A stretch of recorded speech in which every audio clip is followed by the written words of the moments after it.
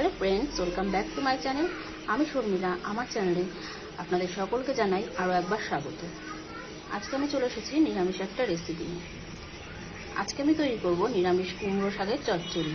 অনেকে তো অনেকভাবে তৈরি করে, আর আমি কিভাবে তৈরি করি আসুন সেটা দেখাই। এটা কিন্তু গরম ভাতের সাথে খুবই ভালো লাগে।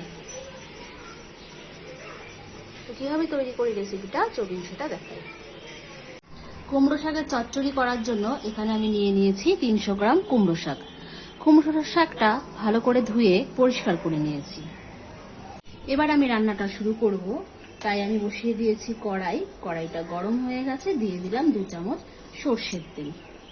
তেলের মধ্যে ফোড়ন দিয়ে দিচ্ছি একটা শুকনো লঙ্কা, আর দেব হাফ চামচ 5 ফোড়ন। ফোড়নটা ফ্রাই হয়ে গেছে, এবার দিয়ে দিচ্ছি 2টো মিডিয়াম সাইজের টুকরো করা আলু।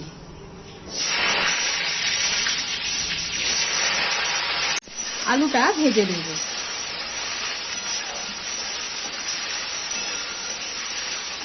দিয়ে দিচ্ছি 4 টুকরো বেগুন, দেবো 4টে চেরা কাঁচা লঙ্কা।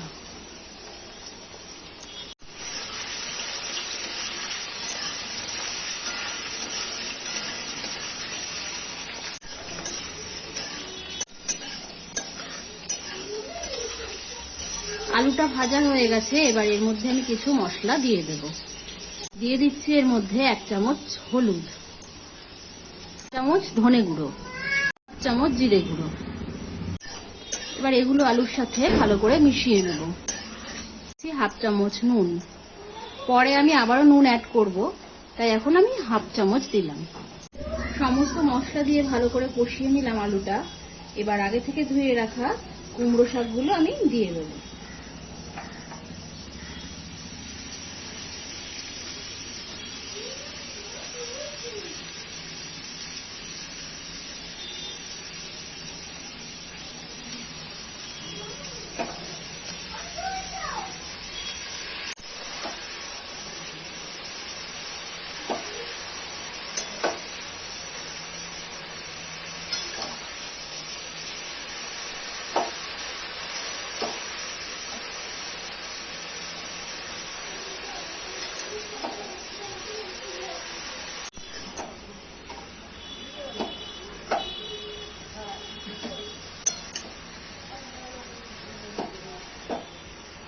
গ্যাসের ফ্লেমটাকে লোতে রেখে এবার আমি শাকটা ঢেকে দেব।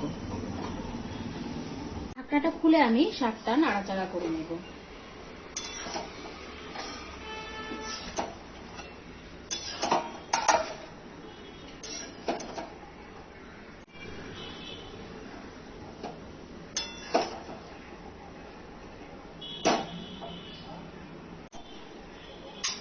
শাক থেকে বেশ অনেকটা জল বেরিয়েছে, এই জলেই ডাঁটা আর আলুটা সিদ্ধ হয়ে যাবে। এবার আমি আবারও তাই ঢেকে দেব। প্রায় 15 মিনিট পর ফিরে এলাম। এবার আমি ঢাকনাটাকে তুলে দেব, আর গ্যাসের ফ্লেমটাকে এবার আমি হাই করে দেব।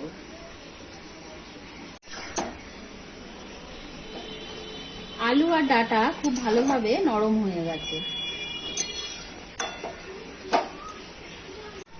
2 চামচ সর্ষে আমি 1 চামচ নুন দিয়ে পেস্ট করে নিয়েছিলাম। এবার এই সর্ষে পেস্টটা আমি দিয়ে দেব।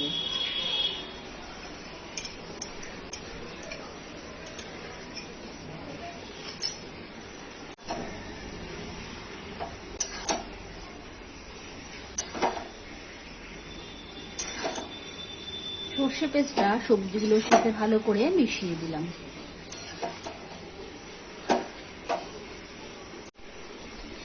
শাক একটু মিষ্টি মিষ্টি ভালো লাগে, তাই দিয়ে দিচ্ছি 1 চামচ চিনি।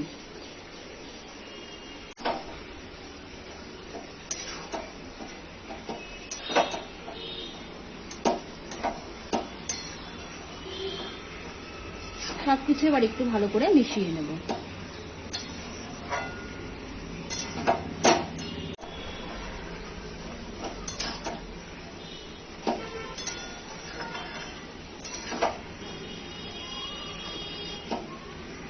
এবার একটু ভালো করে নাড়াচাড়া করে নেব জলটা শুকিয়ে যাওয়া পর্যন্ত।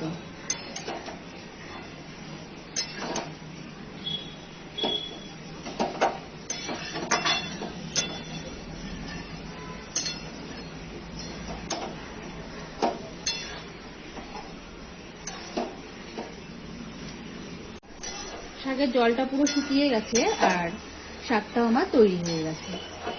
এবার আমি এটা নামিয়ে নেব।